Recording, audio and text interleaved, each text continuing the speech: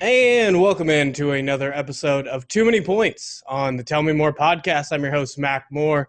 And today's episode, we're going to be talking about the big numbers of the Patrick Mahomes contract. We're going to be talking about the shortened MLB season and the news that just hit us before we came on today that the Ivy League plans to cancel the fall sports season and how that decision might affect the rest of the NCAA. To talk with me about these subjects, I decided perfect time to go and hit up some old friends from 90.7 KJHK. We got Jackson Schneider, who's out in Colby right now, being an awesome sports broadcaster. How's it going, Jackson? It's good, Mac, man. It's good to see you. It's been a long time. I'm glad you called me up.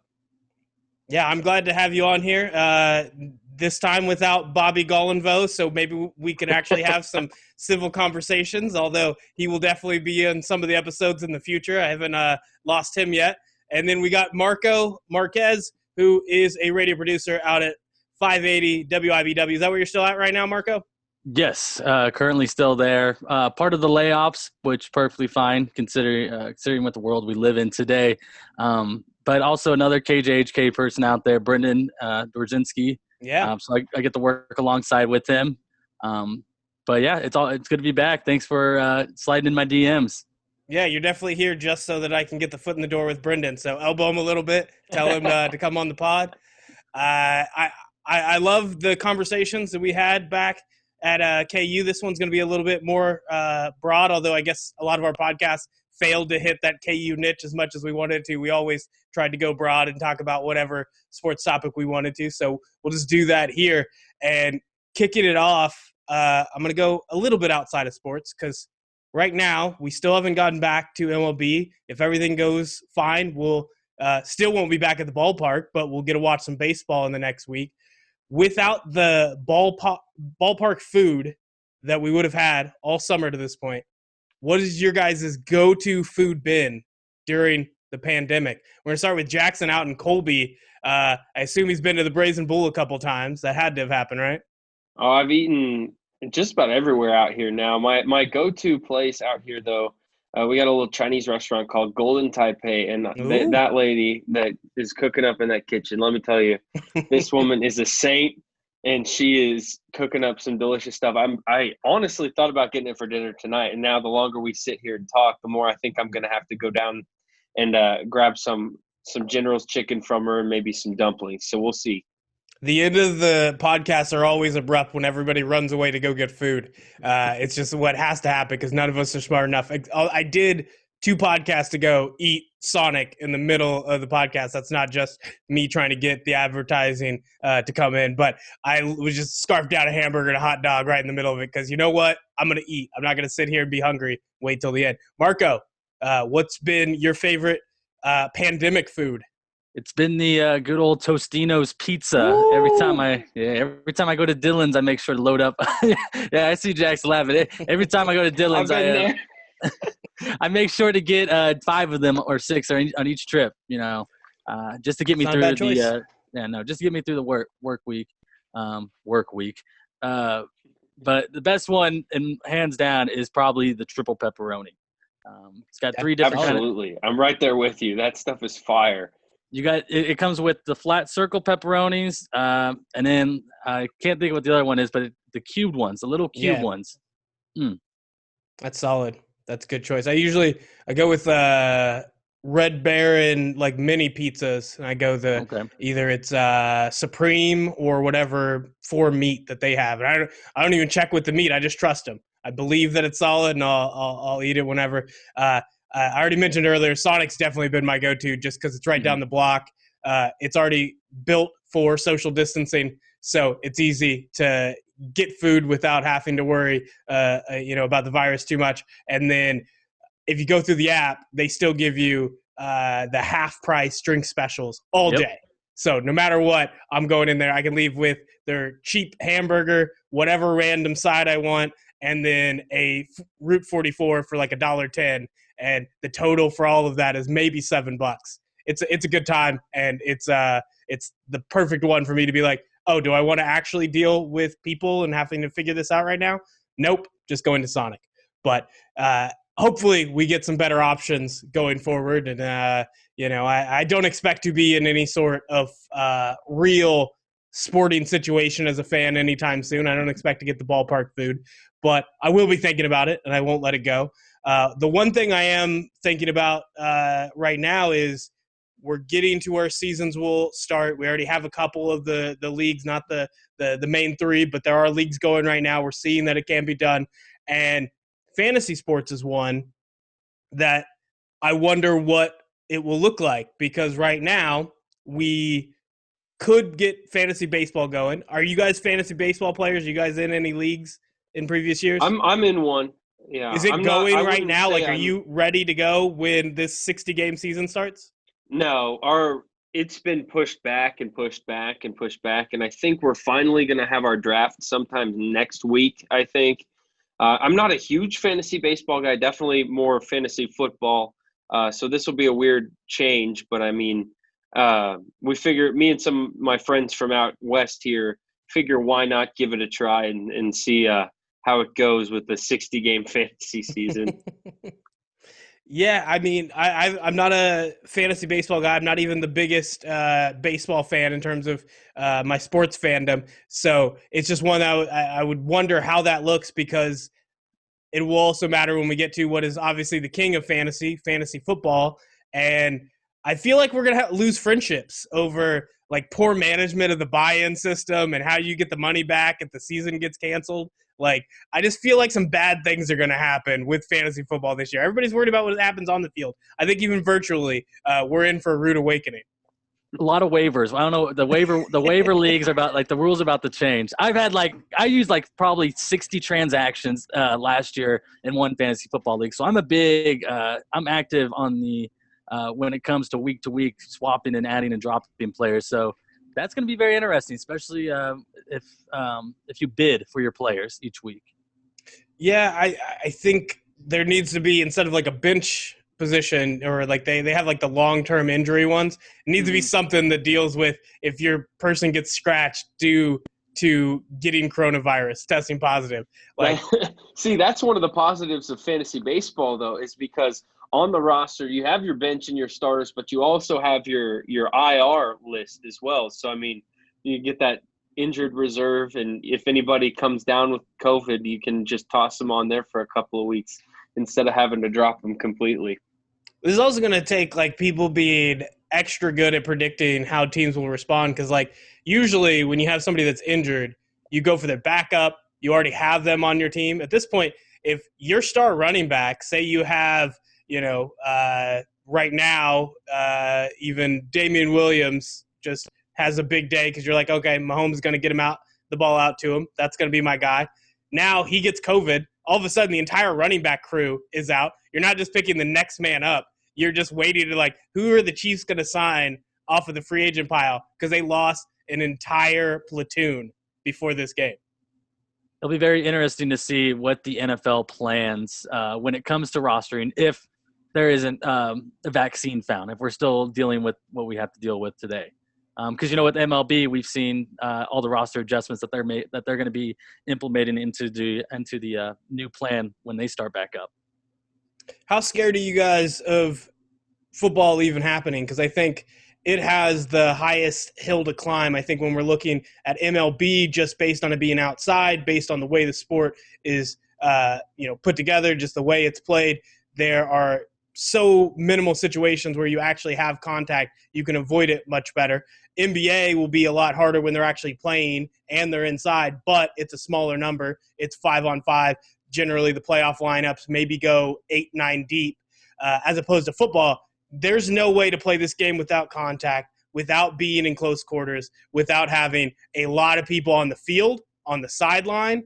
When you're talking about the number of people that need to be together to make a game happen, the numbers are daunting, particularly if you're talking, right now me and Jackson deal with the high school football scene.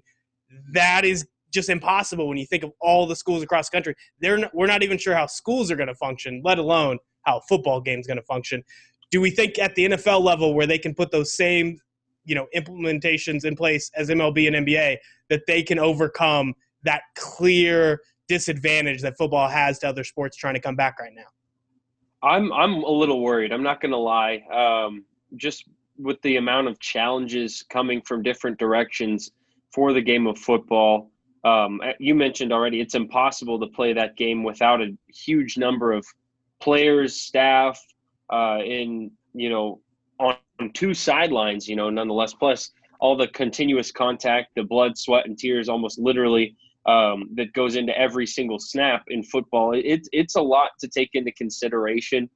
Fortunately, there's a little bit of time to try and learn from some of these leagues that are about to try and start back up, whether or not it's possible to do some sort of bubble style play with football. I don't know. I don't think that would really be feasible, but I mean, I'm sure the NFL, with the money machine that it is putting some of their brightest minds in the war room right now, trying to figure it out, or maybe in the war Zoom, so to speak. But I mean, I just don't, at this point, I don't see it happening. And that's the sad part, is I love football, but I just don't know how it's going to happen, at least not on the timeline that we're used to. Maybe if we delay it a little bit, push it towards the spring, hope for the best in that regard. But I just, as it relates to, Saturdays and Sundays in September and October, I just don't see it right now. Marco, do you think it's a possibility that they could try to push this out? I mean, I've heard all sports that are spring sports, we're talking about in school, the different sports, but like, if it's football, is that feasible to try to push that season out to the spring, when you also know that will then possibly affect the following season, which is not something that, if there's a vaccine, hopefully the timeline is before next fall. So would you take that risk, and do you even think that's a possibility? I've seen something where they've talked – I shouldn't say I've seen it somewhere, but I've heard amongst friends just discussing, I heard someone had brought up a point of, what if you put the high school football season in the spring, and say you moved boys tennis into the fall, and you moved who else? Who is it? Girls tennis, I believe, is in the spring. It depends on the state. A lot of them, girls tennis is in the fall, boys is in the spring, and then there's just so many variations. And I think part of it is spring sports are mostly outside. So if they're in the fall and you can have less of the sports that are inside, because even something like volleyball that's minimal contact is inside. They do get in close quarters enough. There's enough people involved in the sport that's a big risk. So it kind of makes sense, but you're also taking spring that's already lost its season, and you're putting them in the time frame where it's most likely to have a type of outbreak that could take away another season. True. I think if there's a movement, it should just be football by itself. It should be football is so impossible to play right now that its best shot is going to the spring and seeing where we're at that point in time. The problem comes back to back. It's like, how do you do this and expect to play in the fall? I've seen from some high school teams where it kind of makes sense, but you're also, it's like, it's the most physically demanding sport on your body when you're talking about all those problems and needing them to have that turnaround. I think at the high school level, I think there are teams that are definitely be willing to give it a shot for this one-off. It's like, this is the best way to do it to not lose the season. Let's make it happen. For the NFL, I don't think the players would ever let it happen. They're not going to play in the spring and then turn around and play in August. Like, not going to go down. Yeah, so it's actually for some form of prorated salary potentially, with no fans in the stands and no money coming in from ticket revenue. Teams are going to be hurting to pay those players for one season, let alone back-to-back, from spring to fall immediately like that. I think that maybe what we might see in the future is just the sports calendar that we know and love, so well right now, completely changing. Whether that's, basketball starting at a different time, baseball being shortened, played at a different time, football becoming just a spring sport as it is, just because of all of this. Maybe the schedules get completely shifted for the future, and that's just the way it stays. There could be, a scenario 3-4 years down the road where we have college football, but instead of Saturdays in the fall, it's Saturdays in May. Yeah, and for me, I just don't imagine anything really changing, because when you think of how hard it's been to change anything to kind of work around this pandemic, I imagine anything is short term. I don't know what type of changes will really stand out and be like, oh yeah, this is the way to do it forward, as opposed to we're going to get through this, and once we're through this, we're back to what we're doing. Now, if long term, God forbid that this virus changes and that going forward, similar to how the flu virus just changes each year and you kind of have to stay on top of it.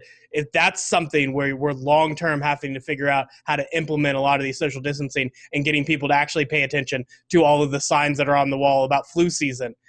Now it's everything is coronavirus season. If that was something that was possible, they would make a change. But I think otherwise, if we get a year from now and there's a vaccine, I think almost everything goes back to normal. I think there might be a handful of things. I think we were talking about reporters covering the game, and right now we're seeing what we can do where we don't need reporters in a pro locker room next to men that are changing, and just that's the only way to get the real story from these players is in those moments. Instead, if you can better take advantage of whether it's Zoom, whether it is the type of post-game interviews that are just done in a manner that doesn't require those intimate moments when those players in the locker room, I think those are things that can change. I think where a lot of sports reporters are scared is they'll just take it away. Like if right now we don't have reporters in the NBA bubble, if they're not getting those stories, and if the NBA players are like, cool, we're not getting bothered. If the NBA is like, we're not losing that much here, and a lot of the NBA writers can write a lot of these stories without ever getting that access, then that can be lost. So I'm more worried about those type of changes and wondering where we'll go than like actual schedules, because these leagues are so rigid, and especially these, when you're talking about NFL, NBA, and MLB, they're such money-making machines. They don't want to risk it. They don't want to figure out what happens if we move a season even slightly. The NBA probably could benefit from not conflicting with the latter stages of the NFL season, but they do it every year. They've not wanted to move even when some players have wanted to. I just don't imagine them ever changing anything that isn't like tiny. There might be these little things they learn, like this is a better way to do it. That new normal we keep fucking hearing about. That's the only change I can imagine happening. But, I don't know. Marco, could you imagine any big scale changes that are happening now that could stay through past this pandemic ended? Just like how we've seen people who are working at home, I feel like that we're discovering new ways that, if you own a business and your people and your employees can work from home, then, that person may just switch to that kind of lifestyle where we're just going to be working from home. I like the idea of, if they're going to be doing press conferences and media, the Zoom call is actually pretty nice, because imagine a journalist not having to leave the media area, like the media box, the press box, and all that. They can just stay where they're at. It's not like they're going to be on top of each other. They're going to be socially distant. So if I were to ask a question, Mac 6 feet away, it's not going to mess anything up. So I like that. I like that idea. So I think we're going to see changes within the employees who aren't working on the field. As far as coming with the field, I can't see any way of playing a sport any differently. Football's already had a lot of rule changes. Baseball, like we said, we're going to get a taste to see what that looks like. NBA, we're going to see what that looks like. That's the only really big change I could see, and that's when you brought up with pressers and everything. Yeah, the presser part of it is actually a really interesting thought. And if you think about it, it's kind of interesting that we haven't transitioned to that already. Just because I guess that's how things have always been done, right? Like technology. Everyone's so set in their ways, they don't want to change. But it definitely, Marco makes a good point, not having to go down out of the media area or the media workspace is certainly a positive. Because, I mean, if you cover a football game, from our experience at the booth at Kansas, you're up at the 6th, 7th floor of a press box, have to wait on an elevator to get down to the ground floor, then walk around the side of the stadium into the football facilities, into the media room. Then you conduct those interviews with the coaches, and then you move to another interview room for the players. And then finally, when you're finished with all your interviews, then you walk back around the stadium, up the elevator again, and back to the media room to finish what you were working on. And it's just a hassle and a half. But there are already speakers, TVs, you name it, in the press media room, as it were. So, I mean, there's certainly ways that it can be done with the media separated away. And I mean, probably a good way to social distance them in that media area as it is anyways, without having to actually come into contact with the athletes and the coaches, and still get a perfectly good quote out of a Zoom interview. Type your questions in, or, go one by one through each member to ask their question to a player. I mean, there are a lot of different ways that you can cover media, and media is ever changing as it is. And we continue to see that through all of this. So I definitely think that we're going to probably end up transitioning into something like that, Marco, and you got my ideas, spinning after mentioning that. But it started with Mac, like and the sound of that. Yeah, it started with Mac. Then my head started turning like, it would be really nice to not have to go all the way down to the media room at KU basketball games, because you're fighting the fans at that point. But yeah, it'd be really cool. It'd be interesting to test that out. All right, wait till you hear my ideas about how to get the fans back at the stadium right now and keep social distancing. It involves VR, folks. I've said it on many podcasts before. Everybody gets a front row seat. That'd be the best way to do it. You can even sell the experience. People would actually pay, not necessarily $1,500 a ticket, but you can get a lot of money without ever needing them to come to the stadium. VR, future, folks. I think right now with the NFL, before we get to the Patrick Mahomes news, which I know is super awesome, they also had the news of the various teams that are putting out their plans for seating. The Chiefs put out their limited seating plan for 2020, and obviously we just talked about a lot of the reasons why we think even that is going to crumble. But if it was to happen, some of the game plans involve getting rid of all of the single-day tickets they've already sold, and then you're basically just I think it's taking any season ticket holders from this year, giving them tickets for next year, and then anybody who wants to then buy this year's tickets, it should be a smaller number because a lot of the season ticket holders are not able to buy 2 years worth of tickets at the same time. That's what my quick look at the press release made me think in terms of their plan. I think for me, I'm less concerned about kind of the seating, because I just feel like at some point, if sports happen, that's going to fall apart for the most part. I until I see it, I'm not imagining any sort of sport in North America having an audience. What is more important for the NFL, I think, is this fight with the NFL and the NFLPA about whether it's going to be 48-day training camp or whether we're going to have 2 preseason games with a 23-day acclimation period, which I assume is still just a 23-day training camp, but also did not read the details. My bad. Didn't do the homework on that, guys. But it is important. Like, there's this argument going back and forth and already cutting the preseason games in half. We know how unimportant preseason games are, but they're at least important to have one of them. Or in this time of COVID, is it that much more important that you give them the days, you give them time to figure out who's healthy and who's not, you have time to get ready for the grueling NFL season, but even one preseason game is not going to be utilized properly when we're in these circumstances we're at right now. Jackson, what do you think of that fight between the NFL and the NFLPA? I mean, I don't know too much about that as it is, but I just really – I can't get my mind past anything happening in general for the next year or so. So I don't know how anything is going to shake out. And to be honest with you, I don't feel comfortable putting my opinion out there on something that I just am not confident in, my thoughts on at this point, to be honest with you, because at this point, everything is a toss up. I don't know where anything's going to go. And I'm just going to leave it at that. I guess that's fair. But if we're going to just imagine the optimism, like, season is going to happen, but they have to be very careful on how they interact. Do you think it makes more sense that they have more days together at the 48-day training, or this 2 preseason games? It's a shorter window, but it also gets them out in the field to kind of see this is what they can do right now with such a weird offseason. I think maybe more time would be better if they could do the 48 days for the 2 games.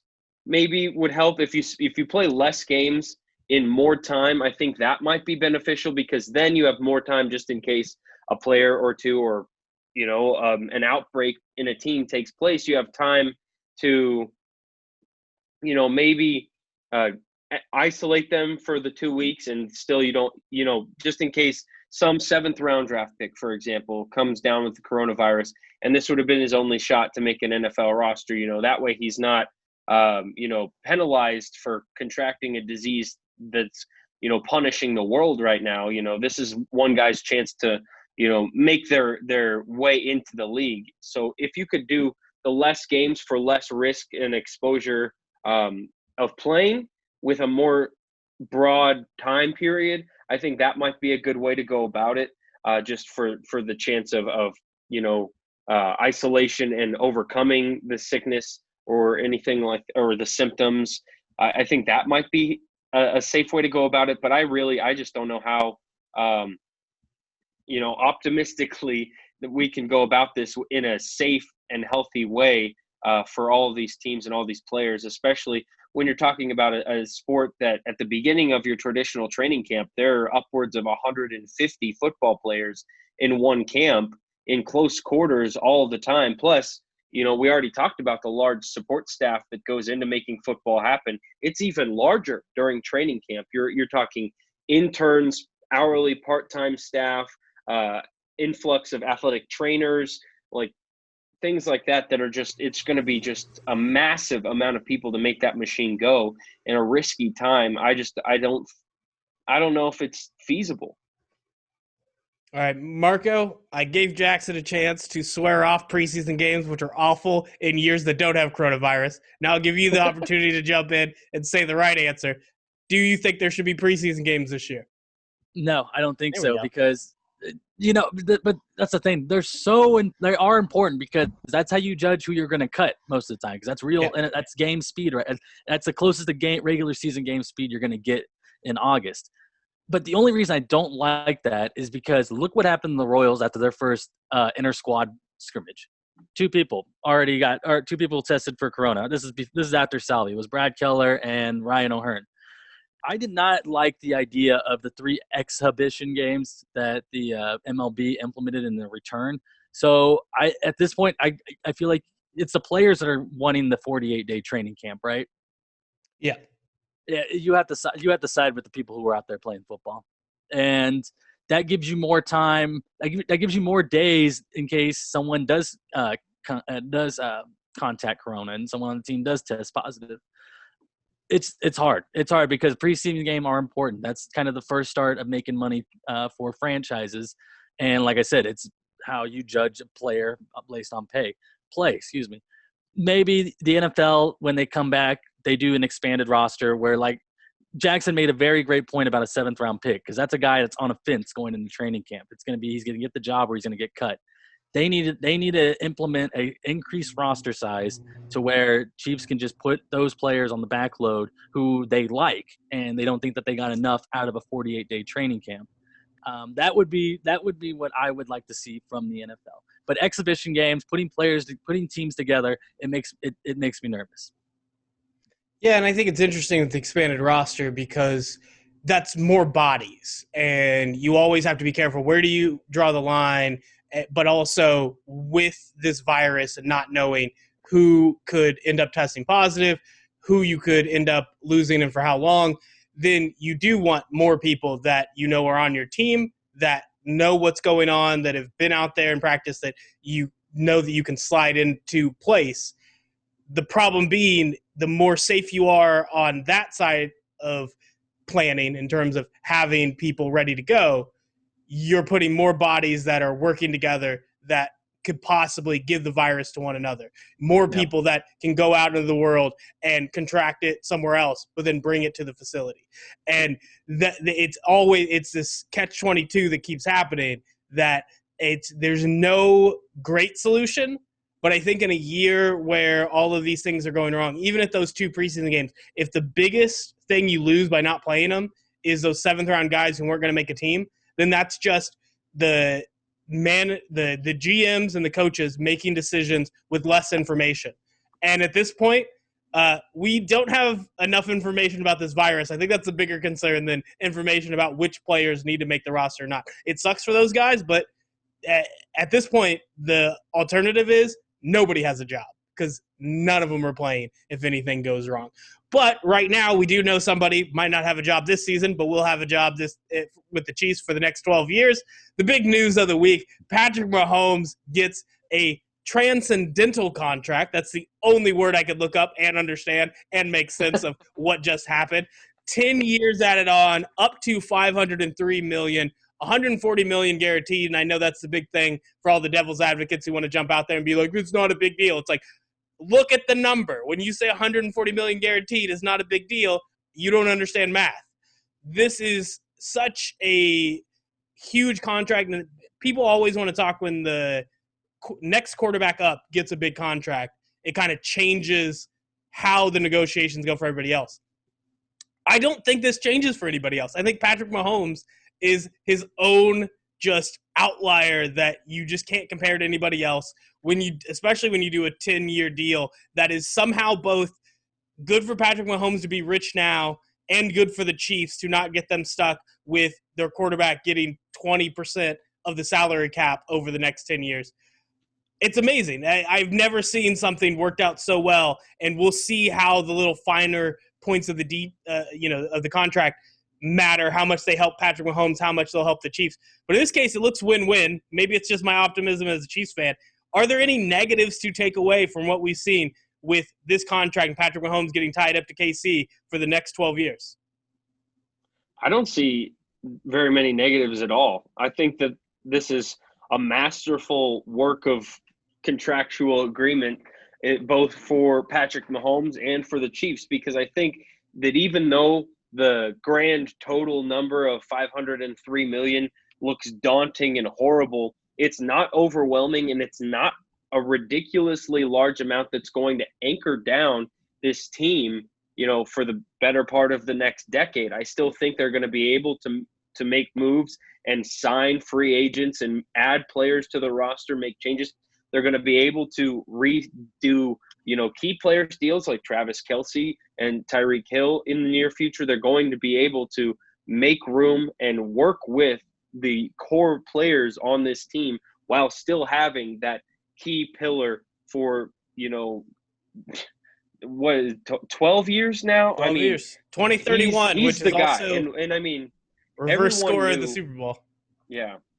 Everyone knew he was going to be the guy for a long time, but I don't think anyone quite expected a lengthy deal like that because it's so uncommon in the game of football. I think the average NFL career is somewhere around 3 or 4 seasons. So to sign a guy for a decade when he's only 24, 25 years old is ridiculous just to even think about, but with what we've seen in such a small sample size, I mean, two full seasons, 2 AFC championships, a Super Bowl championship.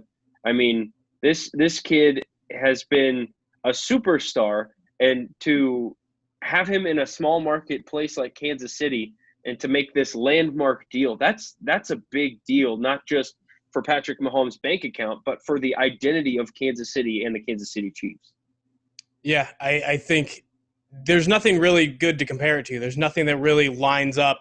And, I did notice when you named off the other Chiefs that could get re-signed, you left out Chris Jones. We'll get to that in a minute. But, Marco, yes, I did. What's your takeaway from the contract? Are you in agreement with Jackson and myself that there's not really a good negative to take away at this point? No, I mean, the only negative that really came to my head when I was thinking there is that it puts the target on his back. But we've seen the target on his back already with the Dan Marino the Dan Marino comparisons. That he slaughtered that. Like he's broken more than a handful of records in the 3 years that he's played. So that's the only negative I think about. But he plays better with the target on his back. So that's more of a positive, I feel like. Like, this is what if you're going to give a guy a $503 million contract and not expect him to choke, it's Patrick Mahomes. But it's a total way. But what's really nice is I always thought Mahomes was going to be the guy that maybe he was going to take a pay cut and he was going to sign for a smaller deal than what he's worth. And that way they can build players around him. They managed to do that in a way where he's going to be on a team for 12 years, free agents. You know what? this dude is going to be the quarterback in Kansas City for the next 12 years. You want to come play with him, he's locked and he's safe. He's secured. Like he unless the Chiefs want to cut him for some odd reason, he's going to be on the team. And that right there is a nice selling point for Brett Veach and when they go into those free agent meetings in the future. That it's a lot easier to sell to a free agent defensive player when you can look at him and say, hey, this is our quarterback and he's going to put up X amount of points every game. So that takes a little bit of pressure off of your back. So I mean, where else are you going to have that benefit added, when you're trying to recruit a guy over from free agency to your team? There's not a better bargaining chip than Patrick Mahomes at this point. No, and what's nice is you got the numbers figured out. Like you can go on Spotrac and just look at the numbers till the end of that contract. They got the price figured out. They got who they want and they know how much they're going to pay him. Now we can take that money and figure out other stuff. You got the most important player. Now it's time to figure out what else you can do with the money that you do have. And they always talk about salary cap. It's so easy to finagle once you have the most important player locked down, the number in place. Very easy to start to figure out, okay, how do we work around this? How do we get things done to keep players and to, if you have somebody like Patrick Mahomes, he can elevate guys around him and make guys, whether it's, Tyreek Hill coming in, I don't think anybody thought he would look like the best receiver in football when he got started with the Chiefs. When you add in, okay, Sammy Watkins is injured, who's going to step in his place? And somebody like Albert Wilson is good one year. The next year, it's, I think for a little bit it was, God, my name's already gone. That's how I was going to say Mahomes got Wilson that bag the next year in Miami. So you're talking – every time they line somebody new out there, Hardman looked good for limited snaps before we end up getting Tyreek Hill back on the field. Like, there are guys who step out there, and part of it is Chiefs are good at picking players. The other part is Mahomes will make them look good. And then that limits how many times you need to figure out, okay, on defense, we need to get it right on whether it's cornerbacks that you're picking up before the season starts. I would rather they get a few more earlier in the draft, but you know what? After you get a Super Bowl, I'll let Brett Veach figure it out. He's smarter than me about this. But there are so many moves you can make, and even better for Patrick Mahomes, anybody who thinks that he's getting screwed in this and he won't be able to make more money than some of the other quarterbacks that are going to come along and get bigger paydays, he has it set up perfectly to start renegotiating going into the 2026 season, which will be about the time that both the cap will most likely double when they get the new television rights in 2022. It'll be after most of his contemporaries, we're talking about the Lamar Jacksons, the Deshaun Watsons, once they get their normal contract that doesn't look like a 10-year deal that Patrick Mahomes got, they will be re-upping around that time. So they'll reset a market that he'll be able to go into that 2026 year, which I believe is when his cap hit is like $49 million or something stupid. A number that no matter where the salary cap is, the Chiefs can't leave. So they will need to renegotiate with him to figure out how to move that number down. So he's not only getting the $503 million. I think that's a misnomer when you look at it. This has been set up by a team that understands how salary cap works, by a player and his agent that understand how it works and what his value is, and they've left it open where the Chiefs aren't scared of renegotiating with him in that year. That's why they allowed that into the contract. They plan on giving his money when they need to give him his money, while also leaving them flexibility to, at this point, you just signed your quarterback for that big number, and Jackson over there doesn't think we'll re-sign Chris Jones. Well, guess what? They can, actually. Not that they will, because we know what number he's looking for, and we know that it looks like the Chiefs just aren't ready to commit that to him, especially when they have Frank Clark also on the roster. That's just too much money on the defensive line. But if they wanted to, they could give him that $21 million on a traditional contract extension right now. The Chiefs only have $3 million in salary cap, but $16 million of that is the cap hit for Chris Jones. If they wanted to make that happen right now after figuring this out, they could. That'll also be very telling for whether they want to keep Chris Jones in KC long-term, because if they don't make a move now after getting Patrick Mahomes signed up and to still have just enough flexibility for him, that definitely means that franchise tag, 2 years is the total window Chris Jones will be here. And at this point, Chris Jones is saying, I don't want to play either of those years. I doubt he'll follow through with that because everybody wants $16 million when you've only made $10 million over the course of your career. But we'll have to see. Jackson, what reasons do you think that the Chiefs just aren't going to pull the trigger on keeping Chris Jones? You mentioned having Frank Clark already on the roster, and with that being just too much on the defensive line, I think that the Chiefs are going to find a way to work something out to where Chris Jones and them can find a suitable partner in a trade, perhaps, that's willing to take on that large sum of money and invest in their defensive line, whereas the Chiefs in return get a draft pick or two, perhaps a plug-and-play player, and it'll work better for the long term.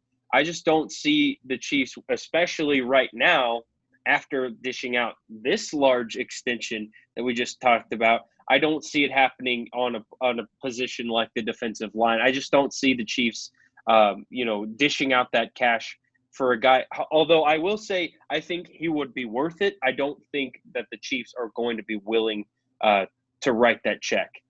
I guess that's another question I'll have to ask in a second, but I want to get Marco's response for this. Are you on the same line of logic there? Do you think that there's just no way the Chiefs commit that much cash to the defensive line?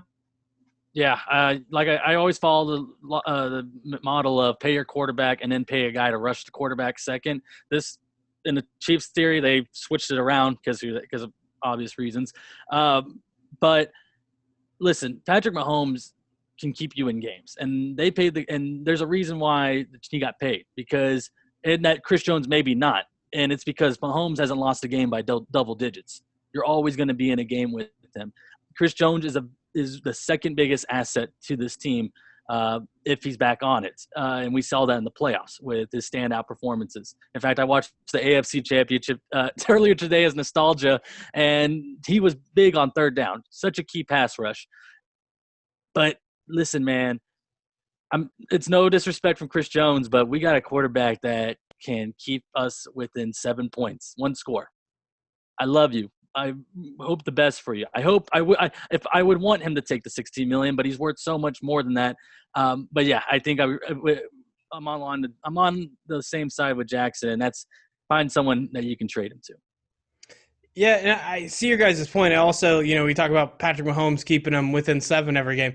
If Chris Jones isn't on that team last year, they don't win the Super Bowl. Like all those comeback attempts, I'm not even sure the first 2 are fully successful without Chris Jones, but especially the Super Bowl, like without him doing what he did to Jimmy Garoppolo, I think they hold on to that ball, and Patrick Mahomes is just barely short of making that comeback attempt. Now, the question is, if you pay him, do you lose so many other things that it's no longer the benefit of Chris Jones? It's the flexibility you lose elsewhere. And obviously, that same question comes with Patrick Mahomes, but he's Patrick Mahomes. You pick Patrick Mahomes, you give him his money, and you figure out the rest. The rest involves we might not be able to play Chris Jones.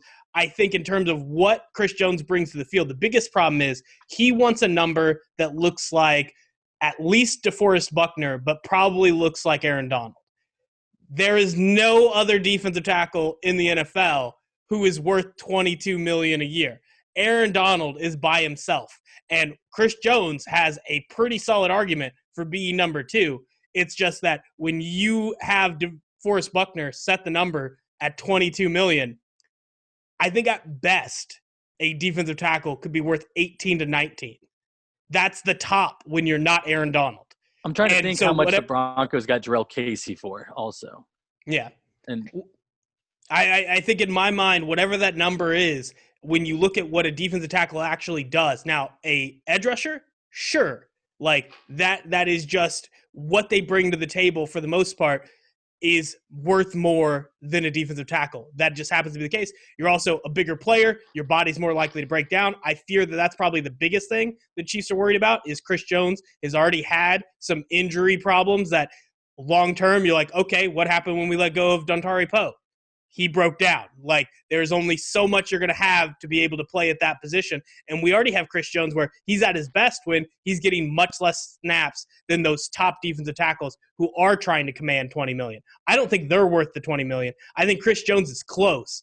And I think when you go from that angle, that's why you don't give him the money. I think if he's willing to come down to that number, say, I've heard people put out there, let Chris Jones take his pitch from all the teams, and whatever that number is, if it's 21 million, fine, go to that team. If it's down closer to what the Chiefs have said he's been worth and Chris Jones wants more, then let Chris Jones find that number and bring it back to him and be like, we'll pay that number. We'll go with that contract. That seems like a deal. I wouldn't let Chris Jones go if he stayed at that number. Do you guys think that if it's just the 22 million or it's the total number they're putting into the defensive line?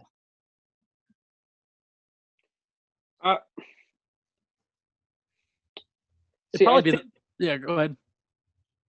I think that it would be the total number, but that's just how I would function if I were, in the GM seat, right? But I think if you believe that Chris Jones is the guy, much equivalent to Patrick Mahomes being the guy at the quarterback, if Chris Jones is your guy on the defensive line and you have faith that he's going to stay healthy and be a part of this team for the foreseeable future, and you believe that he is worth the money, then then you give him the individual the money and you surround him with, feasible players, maybe not as deep or as solid as you would like. But you get your guy and some backup guys. Whereas I think the smart move would be to be more level in what you have and more financially responsible in the cost. And you can use that money in other places as well. I just don't, if I were the GM, I wouldn't be so gung-ho about one large check to one guy in a position group that is, one, having a limited shelf life, and two, having need to spend money in other places to surround that to make it a feasible and functioning defense.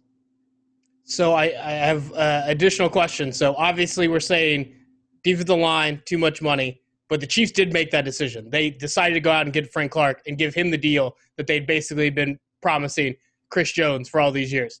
Do you think if that's the dilemma, if it's between Clark and Jones, do you feel like they made the right decision? And if you could snap your fingers and flip it the other way, would you take a large contract with Chris Jones and Frank Clark's gone, or do you keep with the decision they made? Marco, we'll start with you. I say you go with the decision that you made because – simply put, that Frank Clark, I think, will have a better second year than first year with the Chiefs if that second year happens. And also just cost. I think that this is so you have a value question in the rundown. This is a value of Chris Jones and Frank Clark. I think that you're getting more on I'm leaning more towards the better value as Frank Clark. And like you said earlier, with Chris Jones' injuries, you're battling a lot as an interior defensive lineman. I just think that locking down Frank Clark, getting, like I said, they got their pass rusher with him, and like I said, he's gonna come back again, have another year with the Chiefs. I think he'll be better than his first year. So I think that they got a better value with Clark. I wouldn't change anything. Jackson, I completely agree. I think Marco nailed it. I think we're right on the same wavelength. And I as much as I enjoy being on the same page with my boy Marco, unfortunately, I don't feel like that contributes to a great discussionary podcast. But I'm right there with him. You want me to flip it the other way? If you can get Chris Jones for $19 million. I are good at that. You and I are good at that. If you can get Chris Jones for $19 million, I take Chris Jones. I think with what Frank Clark has delivered, maybe he'll do better. And obviously we have the track record of what he had in Seattle to give us a pretty good idea of what he's capable of. But I think with what he delivers at that position, where maybe it's just because we've been too lucky with the Chiefs to see them go from guys like, okay, we got Jared Allen. Now we got Tamba Hali. Now we got Justin Houston. Now, and they keep finding those guys. So maybe I just think it's easier to find than it really is. But I feel like with the defensive ends, unless you got somebody that's like a Von Miller that is 24, is going to be a Hall of Famer, and you plan on having him for his entire prime, I don't know if you take him over a guy like Chris Jones, who right now is 25, is the second best defensive tackle in the league. When you are trying to figure out who is worth it at that position, there are very few guys who can disrupt at that level of defensive tackle. One of the reasons they're not worth as much as defensive ends, they're just not going to be in enough situations where they can cause as much disruption as you see from a great edge rusher. But if Frank Clark isn't delivering that yet, we'll see if he does. It has to be at that level. It has to be at the Von Miller level, or I'd rather have a Chris Jones who just does more than any other defensive tackle will, but it has to be at the right price. It has to be under $20 million. I don't think Chris Jones will accept that, and he's probably right. There will be a team that will pay him what DeForest Buckner is getting, and if he can get that, go get it, and that'll most likely be the scenario. They're going to use that franchise tag, and they're going to figure out how to trade him, how to maybe get another year out of him, because there's no way he pulls the Le'Veon Bell, because you'd have to do it 2 straight years. Not going to happen. So that would be my guess, but I think with the value, I'm glad you brought that up, Marco, because it can get rid of this dumb one I put on there. Mahomes mega deal versus Cam mini deal. We could go another 20 minutes to get into the minutia of it. At the end of the day, we're talking about Patrick Mahomes re-signing after a Super Bowl season. That Cam mini deal, until we see Cam actually able to play and be healthy, there's no reason to even talk about the steal that they're getting. Belichick's gonna sign Mitchell Trubisky at the end of next season. He's gonna turn him around. My God! I saw a tweet though that pretty much hit the nail on the head when it's talking about the Cam deal and how much of a wizard the Patriots are when it comes to finding values and getting them to perform. The tweet said that Bill Belichick signed Cam Newton for less this year than he made when he was at Auburn, so that's a pretty good deal. Ha ha ha ha! I'd really laugh if not for the fact that KU is in such trouble right now with this paying players thing. So I'll just leave that topic alone for a while. And right now, I would say Cam would have to play at an MVP level to even have an argument. And then still at the end of the day, it's like, also Cam is 31 and we're already not sure of his future. Mahomes is 24 and the Chiefs have him for a decade. I'll overpay even a little bit for whatever, we know Patrick Mahomes can bring to the table. And we'll figure it out over the next few years, kind of what that value will truly be. I do wonder, I brought it up earlier, the idea that this was built to be renegotiated. Over under on number of years before they restructure or significantly alter the Patrick Mahomes contract. We're all crazy about it today, trying to figure out every little detail. And for all we know, they're going to rewrite this in like 4 years. I'm putting the over-under at 5.5. Jackson, what do you got? I'll take the over. I think we'll get a good 6 years before we try and restructure all of that. That's right at the line there. You're talking like they will already have that $49 million just in play. All right. Marco, What do you got? I'm going to go with the over 2. At first, I thought this was Super Bowl wins under Mahomes for the next 12 years. My bad. It's all right. Still take the over. I'm messing with you. But I agree with Jackson. Mahomes seems like the type. It seems like this business relationship is very mutual and that it really works. There's a flow to it. I don't think that. I think it was. Mahomes probably had a lot of talks in this contract and saw what it was. I think that maybe he had something. That maybe everything that was on here was something he had agreed to. And that 6 year. Like you said, there's going to be a new TV deal by then. The cap space God knows what it will look like in 6 years. But I take the over on this one. He can make some more money at that year 6. All right. Surprise bet here. I came up with this all on my own. Number of Super Bowls that the Chiefs win over the next 12 years. Jackson, we're just going to pick a number. We're not even going to do an over-under. How many Super Bowls did the Chiefs win? Oh, my gosh.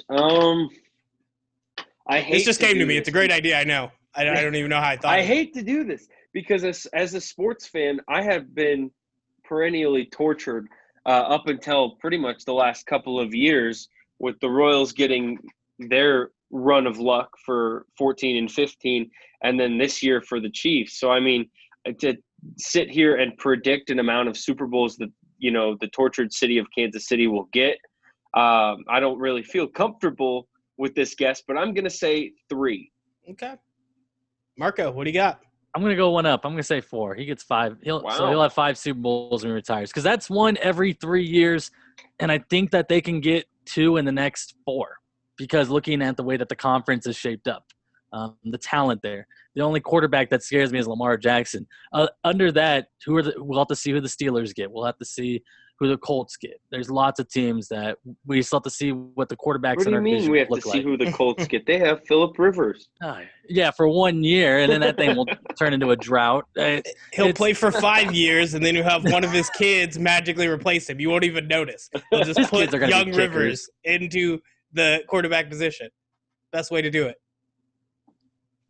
Hey, if you pull that off, I think you draft the Rivers clan. Like, you pick them number 1 overall in the next year's draft, and you have a quarterback for, the next 60 years. Like, he'll just keep popping out more kids, more quarterbacks every day. His touchdown to interception. Using those genes, man. His touchdown to turnover ratio can't be as bad, though. All right. The interception gene skips a generation, so it's good. Hey, all of those interceptions are on purpose. He's making calculated risk. He's just like Patrick Mahomes. He's just not as good. So I think for mine, I'll probably go just 2, just because I know how hard it is to put together a Super Bowl team. And Patrick Mahomes can play at this rate for the next 10 years, and that doesn't guarantee even 1 Super Bowl. The best comparison is to Aaron Rodgers. It's just really tough to keep it going. But he's in a much better situation to do it than I think Aaron Rodgers is. And if I'm going to start to nitpick the psychology of Aaron Rodgers, I think this deal helps show you what Patrick Mahomes is as a player who buys in. His ability, he could have made way more money than this. I know we're looking at the number like it's crazy. It could have been more, but he wanted to have a situation where they could keep a little bit of flexibility so he could help this team out. And when we see how he connects with Andy Reid, I think that's much different than even what we saw from Aaron Rodgers and Mike McCarthy back after they won a Super Bowl. I think going forward, this is a team that is not only built to win now, Patrick Mahomes and Andy Reid are built to win for the next decade. Maybe Andy Reid retires and it's Patrick Mahomes and Eric Bieniemy are built to win for the next decade. But that there's no doubt in my mind that they'll at least be in the conference championship game 8 times over those 12 years. That then comes down to luck. How do you go further? I'm willing to say 2, and I just hope it's more. That's the best I have at this point. I do want to transition and start talking about MLB for a little bit, just because we kind of brought it up earlier in terms of just from the coronavirus perspective. I'd like to avoid that and get back to that. Just super optimism. So Jackson, don't try to rain on our parade and take it back there. The season is going to happen. I'm a realist. I'm a realist too, but right now we're just lying to ourselves. That's the game plan. So I want to know, people have been talking about it. Exciting, shortened season. Do you think that that's true? You think with 60 games, there is something that will just be very easy to see that it's a more exciting game than we traditionally get, especially earlier in the year in the baseball season? Absolutely it is. Let's think about it this way. If this were your normal season with 162 games, and it's July 8th, would we be caring about the Kansas City Royals or the Pittsburgh Pirates right now in a normal season? Absolutely not.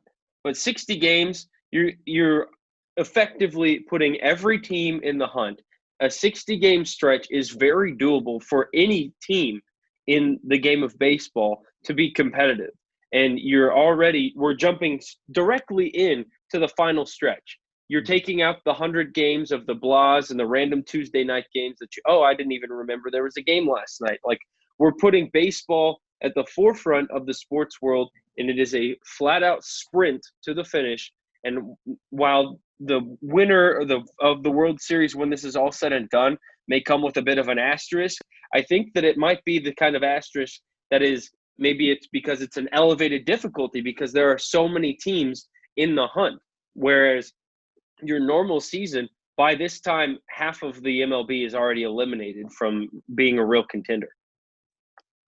Marco, Jackson just hit on all of the big picture stuff, the reason why it will still matter, why teams aren't out of the hunt. Is there anything that's on the field do you think particularly will stand out when it's a shortened season versus that 160-game long haul? I'm very curious to see how pitchers, especially if we're going to be talking Royals, I'm very curious to see what the Royals bullpen can do on a shortened season without having just played.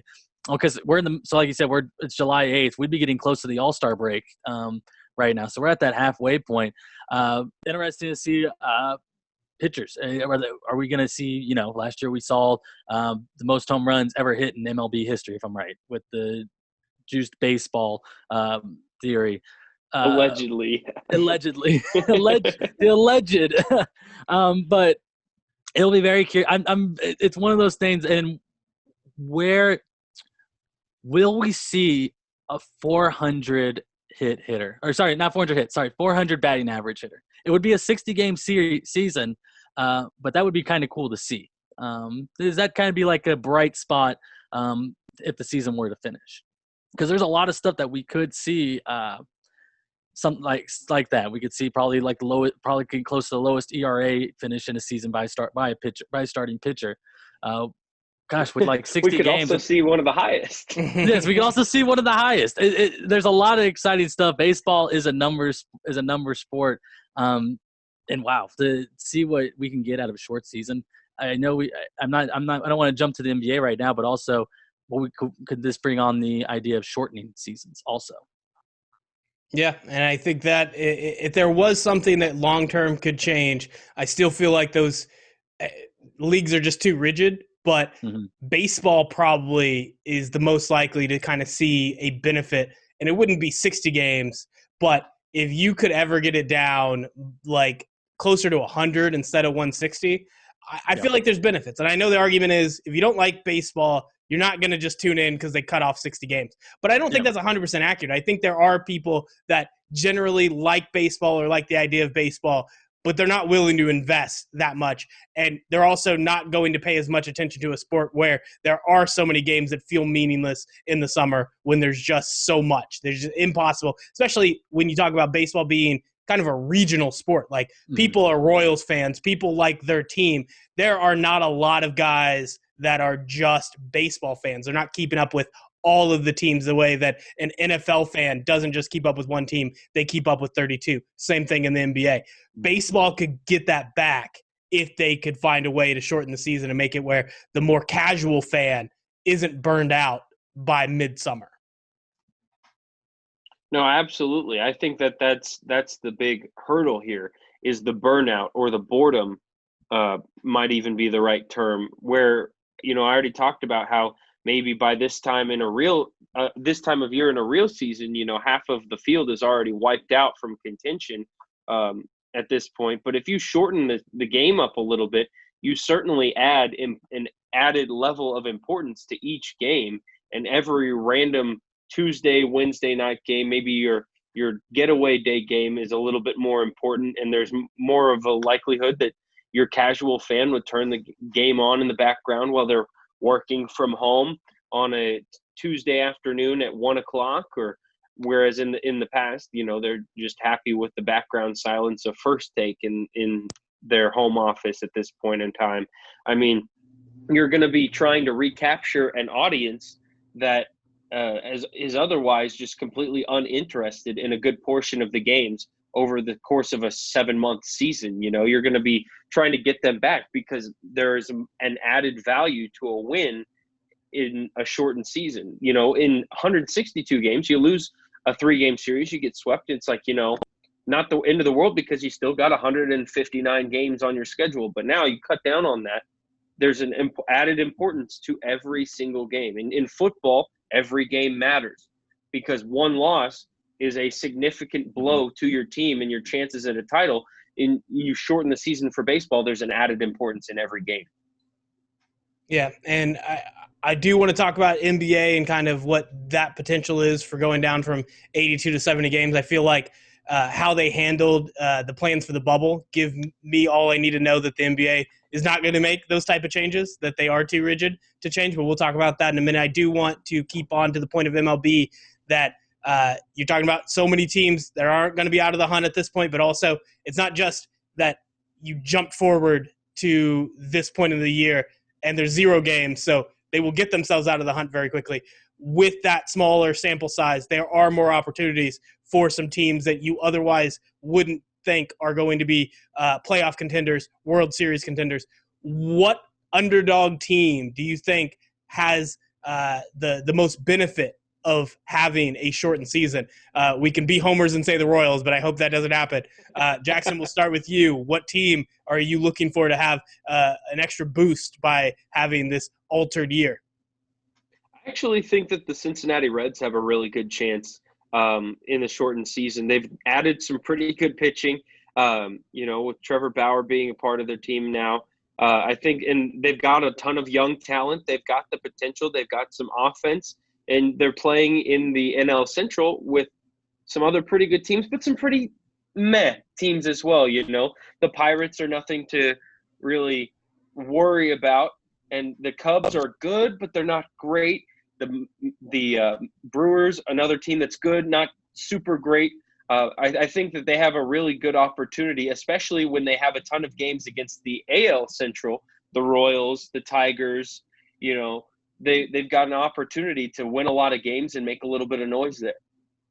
All right, I think Jackson's cut into the other teams that aren't good enough to stop them are all my picks. I think Cubs and Brewers are probably the ones who have a much better odds of making a deep run with this shortened season. Marco, who do you pick? I'm going with a team that made the wild card last year, and that's the Tampa Bay Rays. It's like – remember when the Mets back in 2014, 2015, they had their rotation of pitchers? I feel like that this Rays lineup is just like that. But with a shorter season, we're looking at a team that's, with the AL-NL crossover, they'll be playing teams like the Braves and Nationals, but the Mets, Phillies, Marlins, I think those are teams that they will be able to handle, and maybe possibly it might be one of those stretches where they only have one loss against those 3 teams. But back to the pitching. With that youth in that rotation in the short season, who knows how fresh their arms are going to be once playoffs start. I mean, it's not like they're pitching 20, 25 games this year. They're going to be pitching, if they use their full like 8. Yeah, exactly, like 8. They're going to be so fresh, and hitters right now, the only thing that they're seeing is warm-ups. They're just in intramurals exhibitions. So that right there has one of the best pitching rotations in baseball. So I'll be very curious to see how they can manage when playoffs roll around.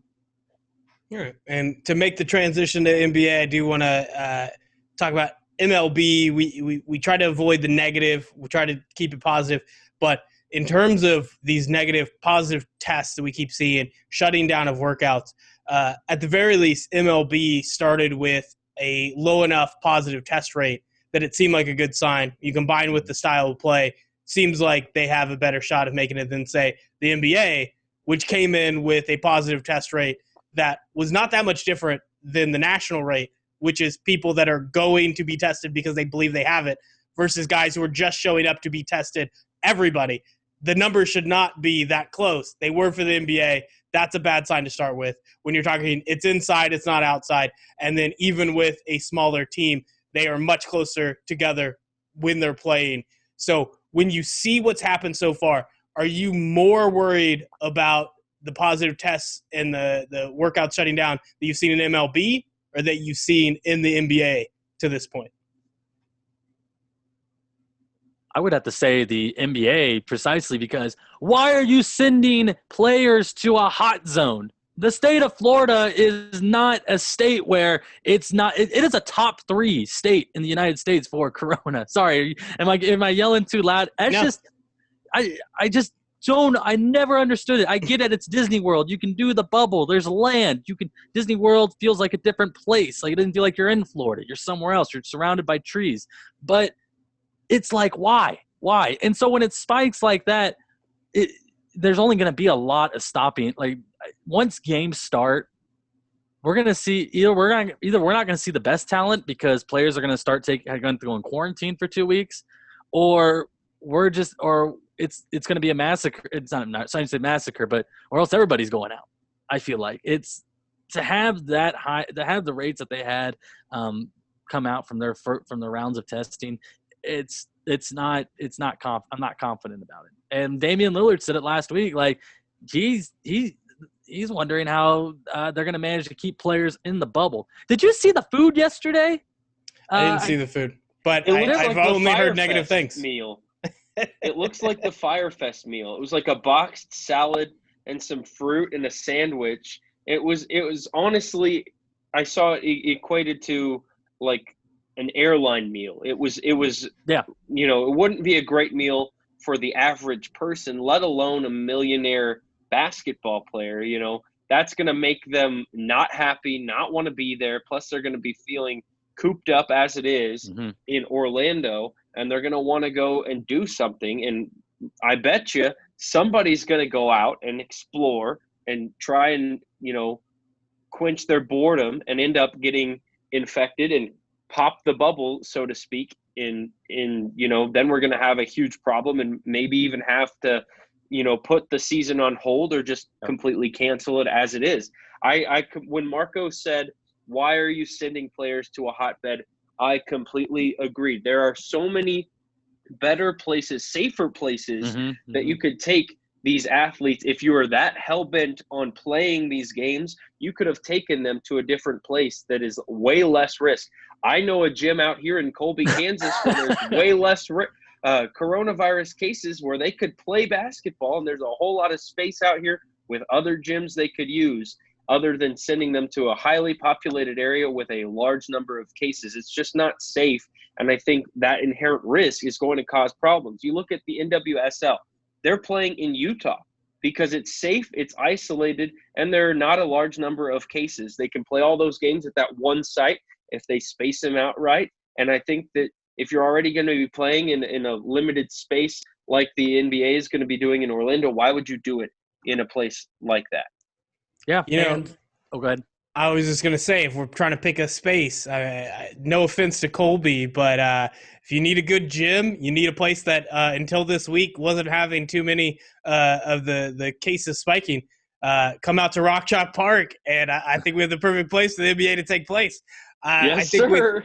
I think with Disney World, part of it is kind of just the location in terms of if we create the bubble and it functions properly, then the cases around us don't matter. But the problem is it's not a true bubble. You're having workers that are going to come in and they're going to otherwise live in the area and they could get coronavirus. And that's why the number of cases in that area are problematic. I think otherwise, if you're truly doing the bubble right, that becomes less of the issue because these high cases that they've had so far, this high positive test rate, they haven't gone to Orlando yet. Like and actually, I think it was DeAndre Jordan who had to make sure that he put in his tweet, let people know. He's like, nope, I went back home to New York, and this is what happened. Another place that had some high coronavirus cases. So the big thing is getting them to come in healthy, and once you get them in a real bubble, then you can make sure the numbers are down. And then from there, we're not even sure, does that work? Is there just going to be situations where no matter what, you're going to have the potential to get one case, and once you have one, it's going to increase. And I think the MLB saw its biggest issue, which was they are not getting the test back fast enough. So if somebody is positive and you don't find out for a week and everybody keeps interacting for a week, that one case will multiply. It will be more. I think that is a bigger issue, and we'll have to see. I haven't heard anything from the NBA about having those same issues. That might be the bigger reason why a league would shut down. That might shut down the MLB before going to Disney World will. I just don't know what state doesn't have coronavirus cases that have a Disney World. I think I'm with the NBA on this. There's nothing better to pick, right? No.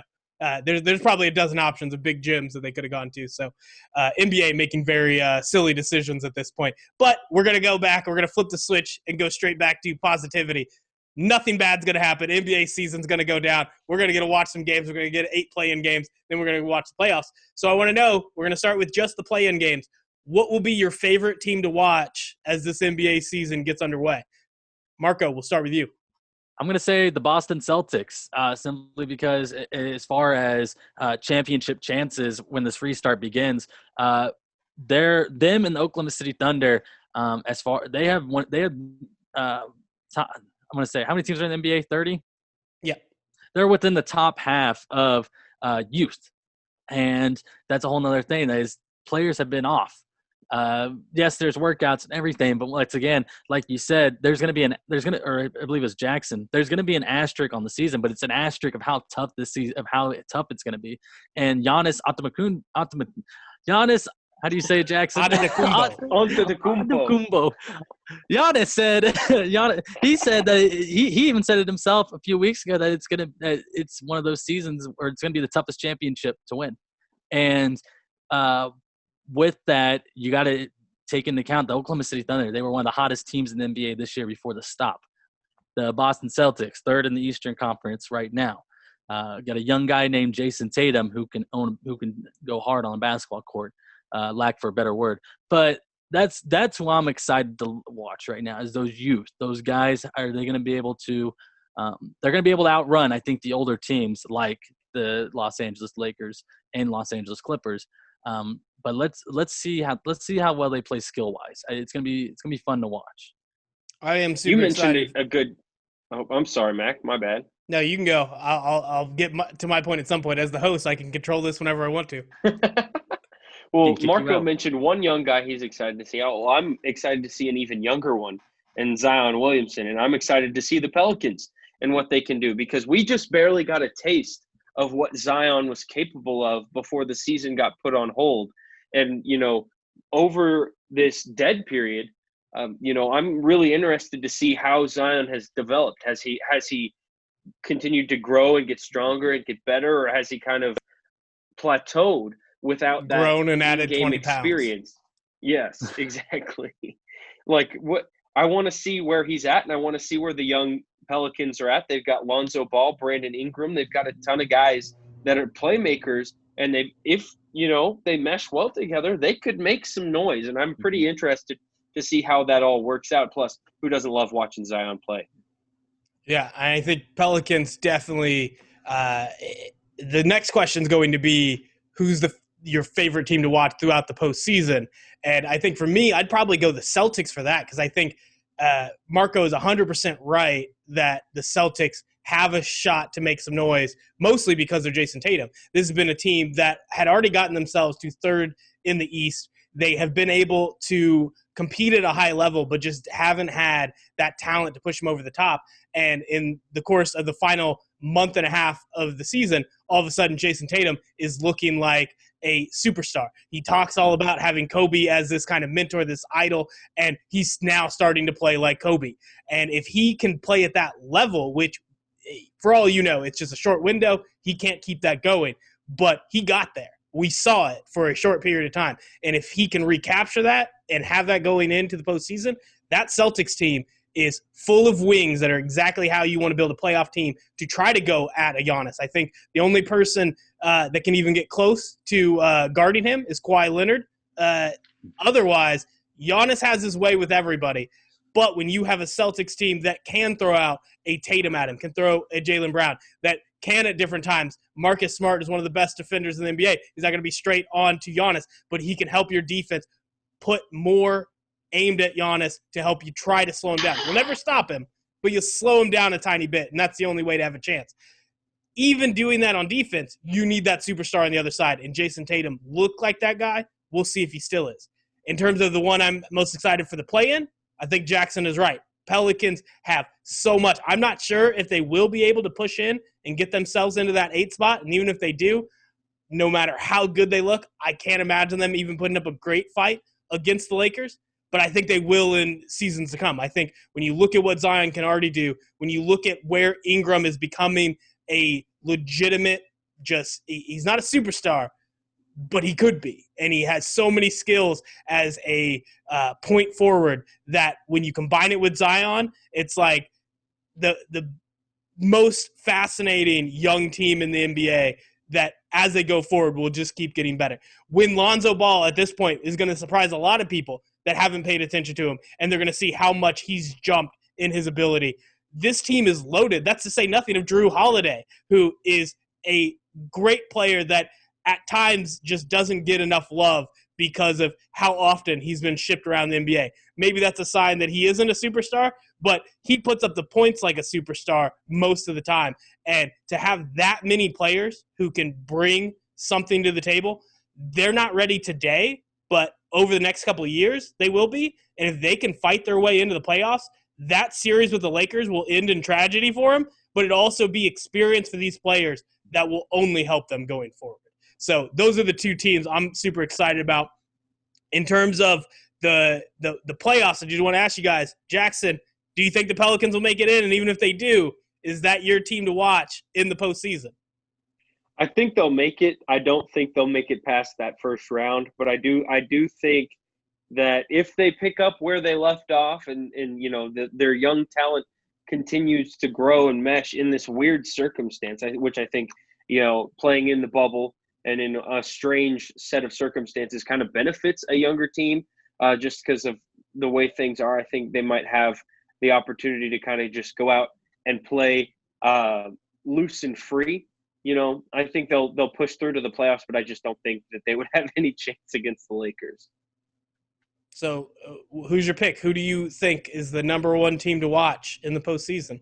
In the postseason, I'm going to go with the Bucks. I think that they're just so consistent, and his name may be hard to pronounce, but his game's not hard to recognize. Giannis Antetokounmpo is just unreal, and I love watching him play, and I'm so excited to see him back on the court. And I definitely think that the Bucks are the team to watch when it comes to the postseason.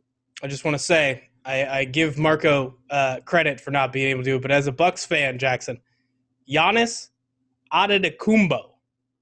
That's what I'm saying. No, you're going a P on the end, and then actually It's not Anta at the beginning. It's Antetokounmpo. That's how you pronounce it. Well, I'm pronouncing it as I'm reading it as a – Well, there was your first mistake because that name is not Western what it looks Kansas like on paper. Person. But okay.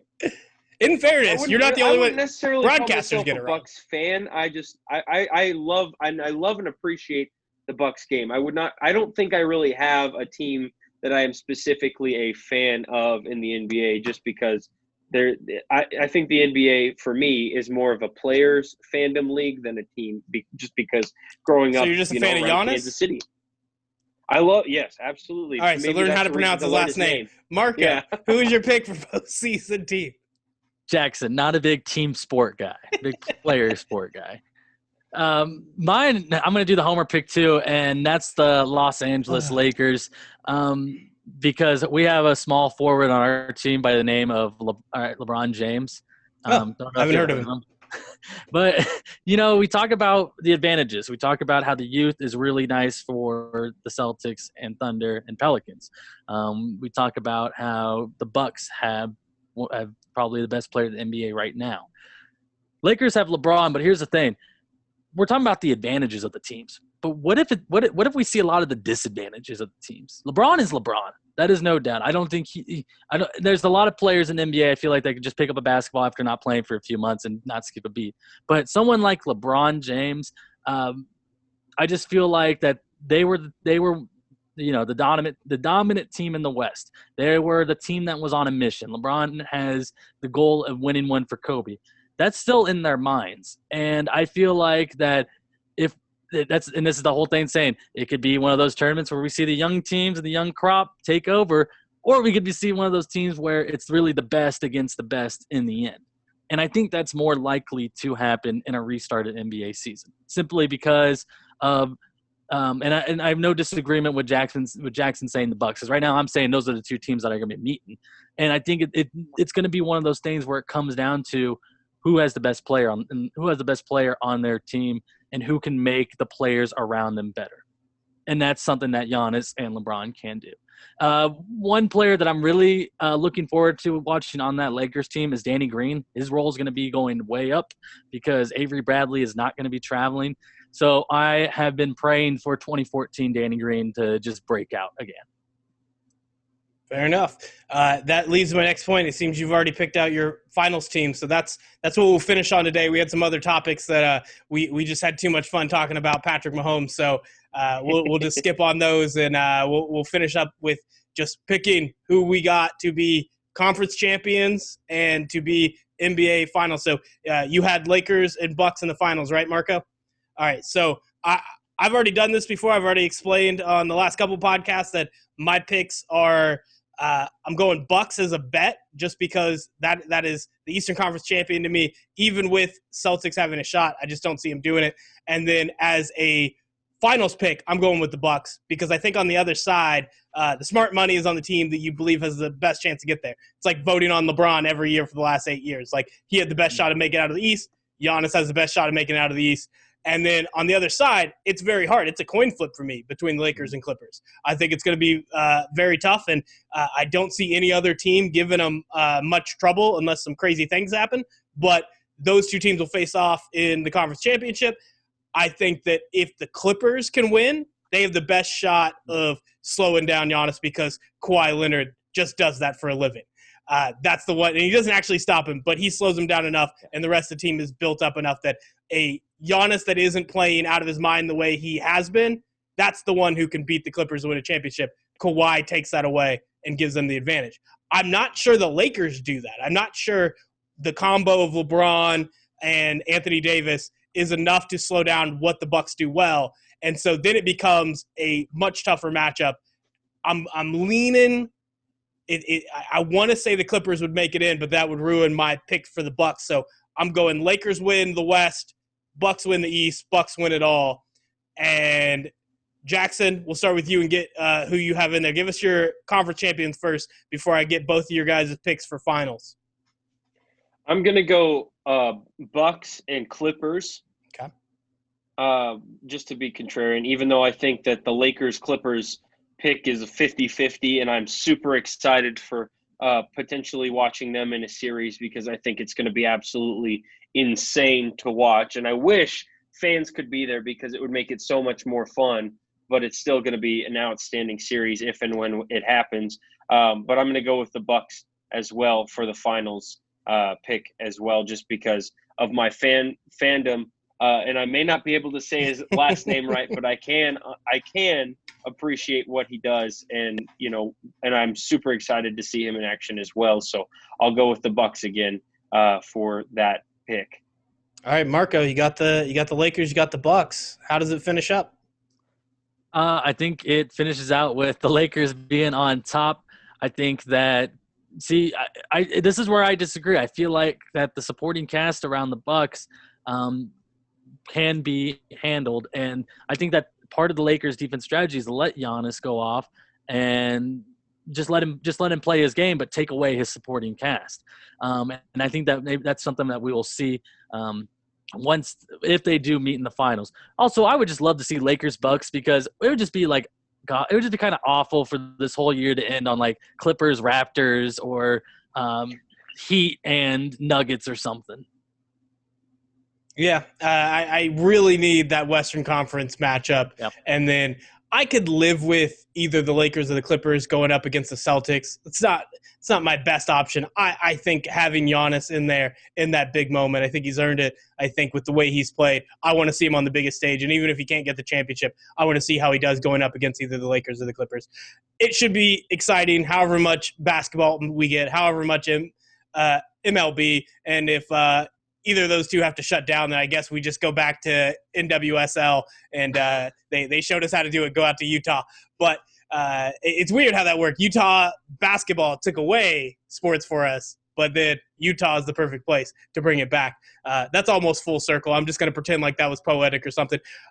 Jackson Schneider, Marco Marquez, thanks for coming on, and we'll definitely have you guys back for some future episodes of Too Many Points on the Tell Me More podcast. Later, folks.